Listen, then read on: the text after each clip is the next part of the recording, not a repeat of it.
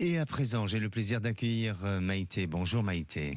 Bonjour Alexandre, c'est Maïté. Oui, je suis là à nouveau avec vous. À nouveau, pourquoi vous êtes déjà passé?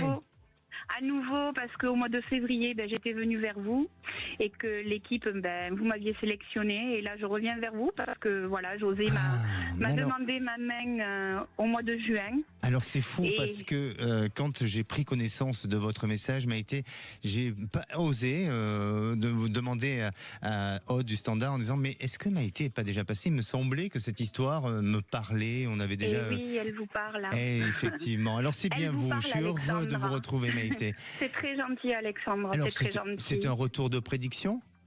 Voilà, c'est un retour de prédiction, oui. Puisque cet été, en terre galicienne, José a demandé ma main. Et je vous avais dit quoi? Voilà. Et vous m'aviez annoncé que oui, les choses allaient évoluer dans ce sens-là, bien sûr. Et donc, super, magnifique.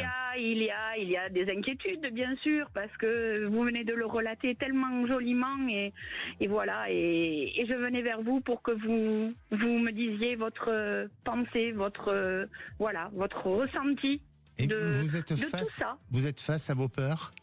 Je suis face à mes peurs, oui. Mais pour quelle raison vous avez peur?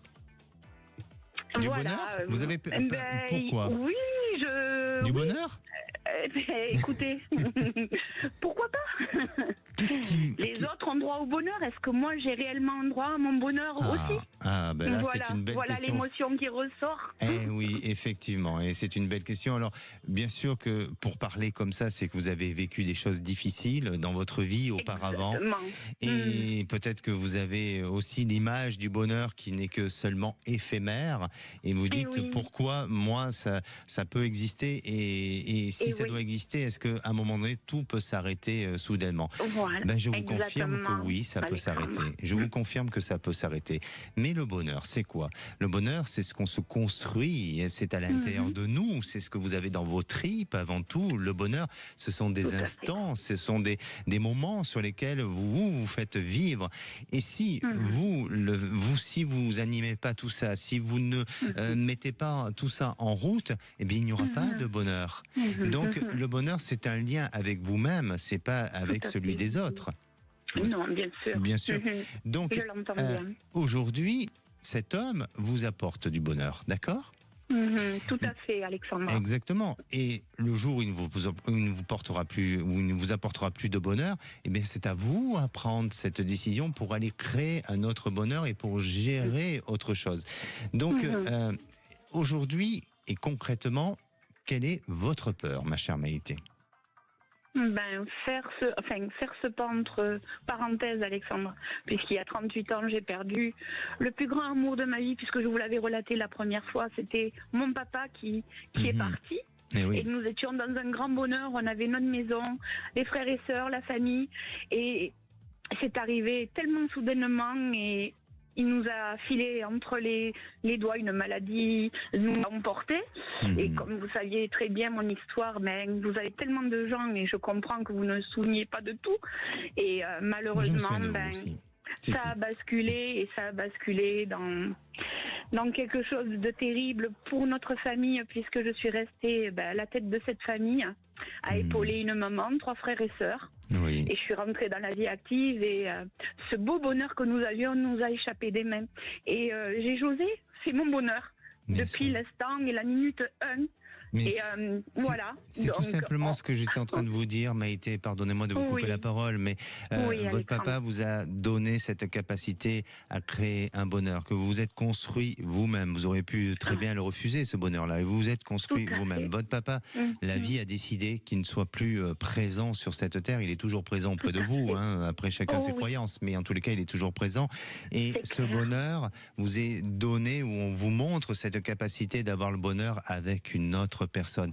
Mais ne faites pas de comparaison et n'ayez pas peur du schéma répétitif. Il ne le sera pas, ce schéma-là, ou en tous les cas, il ne se représentera pas, il ne sera pas à nouveau répétitif. Je l'entends bien. Voilà, tout simplement, vivez votre moment présent. De ce que je ressens chez cet homme, c'est que cet homme vous aime. Cet homme a eu un engagement et a un engagement envers vous. Peut-être qu'il n'a jamais eu ça auparavant avec d'autres personnes. Est-ce qu'il vous le communique communique? Est-ce qu'il vous le dit comme ça? Comme ça, de but en blanc, non. Mais quelquefois, je parle avec lui. Oui. Mais bon, c'est... Oui, il le dit pas ouvertement, Alexandre, mais oui, c'est sûr ça.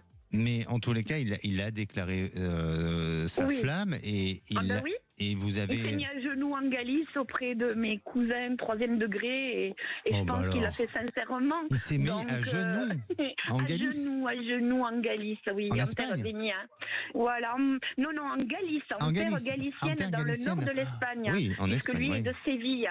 José est de Séville et moi, mes origines sont de cette belle Galice où il y a eu de belles histoires, mais voilà, il y a eu de tout. Là, il y a eu de tout, mais je suis ancrée dans dans ce joli pays de la Galice. Et ça, avec un acte comme celui-ci, vous êtes en train de me dire que il le prouve pas ou il n'a pas montré un engagement. Bah quand même. Mais quand même. Si, mais quand même, Alexandre. Bien sûr. Je pense que, sincèrement, je pense qu'il ne faut pas avoir peur de l'avenir. Aujourd'hui, cet homme, il vous aime, vous l'aimez.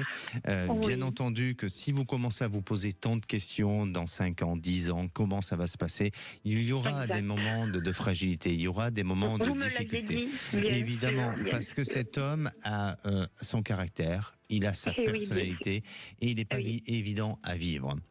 Maintenant, maintenant, à vous d'imposer certaines, je ne veux pas dire des règles, mais d'imposer aussi votre personnalité. C'est surtout ça. Et l'amour, c'est le respect de l'un envers l'autre. Et si, bien sûr, il respecte tout ça, ça sera positif. Mais vous êtes donc, lui, il vit en Espagne aujourd'hui ? Non, il est auprès de moi, Alexandre. Il est avec moi, oui. Ça fait 3 ans maintenant qu'on habite ensemble dans la région toulousaine, comme je vous avais dit. Et voilà. Donc moi, j'ai pris mon envol. Je suis partie de chez moi où je vivais avec ma maman qui était veuve depuis plus de 38 ans.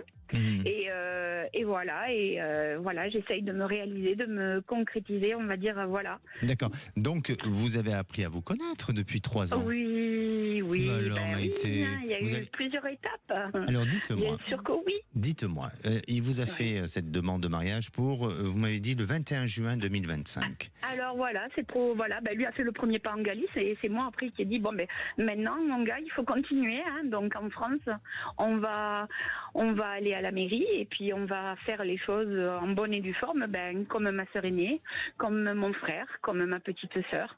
Et c'est de là un petit peu ma tristesse aussi, parce que après avoir autant donné, Alexandre, autant donné d'amour et au mien, ce jour-là, je ne vais avoir que ma sœur aînée avec moi et ma maman.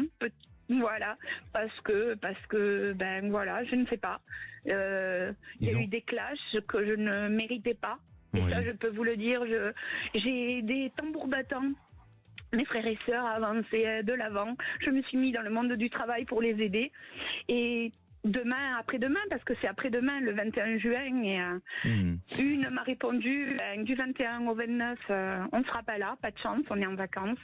Tes neveux seront pas là, alors que j'ai toujours répondu présent auprès des miens, Alexandre. C'est un grand, grand chagrin au fond de mon cœur.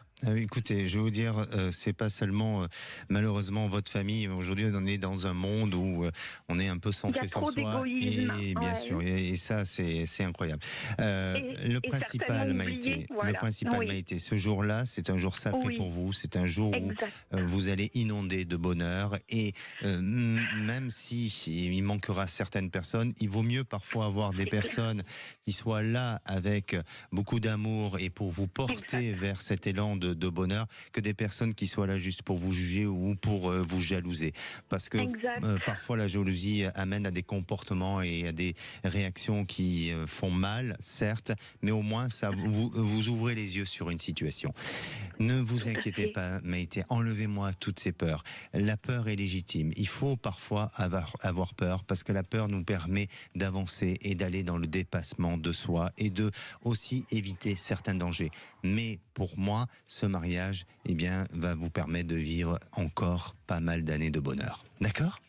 Merci Alexandre. Merci. J'avais besoin de vous entendre. Bah écoutez, moi je vous envoie plein de réconfort. Pour moi, c'est mon joli cadeau de Noël. Merci Alexandre et à toute l'équipe. Merci à vous. Et à toute l'équipe. Et je vous souhaite de très belles fêtes. Et puis surtout, tenez-nous au courant. N'attendez surtout pas le 21 juin pour nous rappeler. Non. Ok. Je vous embrasse. Remercie. Merci à vous. Merci. Allez, on va faire une petite pause avec cette bonne nouvelle pour Maïté. Eh bien, on va se retrouver avec Philippe. Alors, Philippe divorcé avec 2 enfants. Le confinement de 2020, eh bien, l'a amené dans une situation un peu anxiogène et il a eu depuis des achats. Il a fait des achats compulsifs. Il a abusé et il se retrouvait dans une situation de surendettement. Alors, va-t-il pouvoir remonter ? Va-t-il pouvoir sortir de cette fragilité-là? On en parle et puis on parlera aussi de la peur. Ne bougez pas.